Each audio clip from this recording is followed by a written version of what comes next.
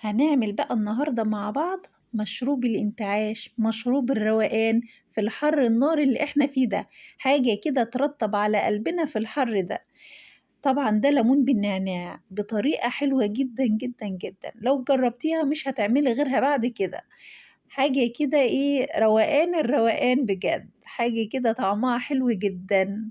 شايفين الجمال، شكل وطعم وحاجة كده عظمة. نصلي بقى على النبي الأول. اللهم صل وسلم وبارك على سيدنا محمد وعلى آله وصحبه أجمعين. ندخل بقى على المقادير بتاعتنا ونشوف احنا عملناه ازاي.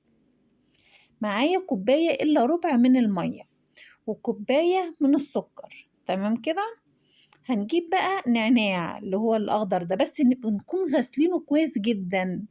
وهنحطه بقى، يعني هناخد الورقة بتاعته بس هنحطه على ايه، على السكر والمية دي، وهنولع عليها النار لحد ما القوام يتقل معانا، بيبقى عامل زي الشربات او السيرب بتاع الكنافة والحلويات كده. تمام كده. بعد ما القوام تقل معانا، ده اللون اخضر، لون صحي، يعني احنا بنجيبه من مستلزمات الحلويات، بتحط على التورت وعلى الجاتوهات والكلام ده كله، يعني مش مضر. حطينا منه شوية كده علشان ايه، يعزز اللون، يبقى لون اخضر حلو كده. وهنسيبه دقيقة أو دقيقتين يغلي شوية، وبعد كده هنفصل النار عليه. تمام كده.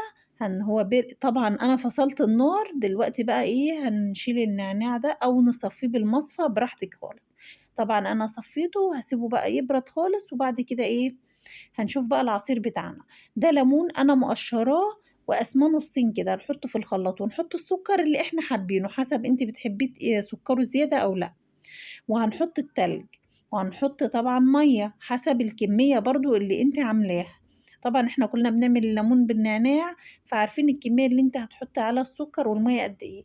وحطيت كم ورقة نعناع كده، وهنضربهم كويس جدا في الخلاط زي ما انت شايفة كده. هنصفيه بقى. طبعا يا بنات انا بعمل الليمون بالنعناع دايما بالطريقة دي، ما عدا الخطوة الاولى اللي هي بتاعة النعناع اللي بيغلي على النار والكلام ده.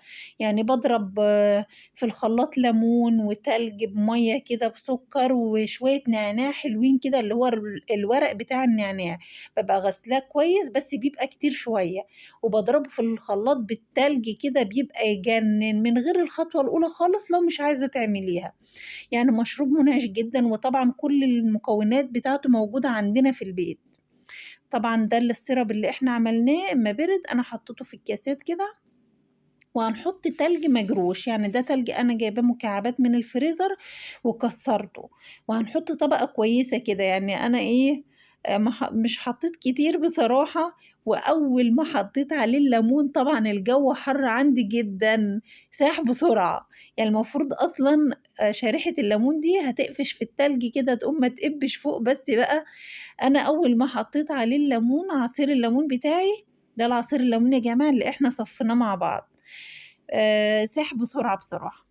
هنحط بقى ايه، ورقتين نعناع كده، منظر كده وايه، عظمة.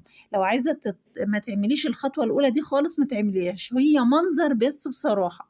يعني مش بتضيف للعصير أي حاجة خالص، هي منظر وبس، شكل كده. يعني عايزة تعملي له ضيوف أو حاجة شكل كده ماشي، إنما بتضيف للعصير لأ طبعا. إنما العصير نفسه هو طعمه حلو جدا، يعني ليمون وتلج وسكر ومية ونعناع وعظمة كده. شايفين الجمال، حلو جدا جدا يا بنات، جربوه. منساش بس نعمل لايك للفيديو، بألف هنا وشفا للي يجرب.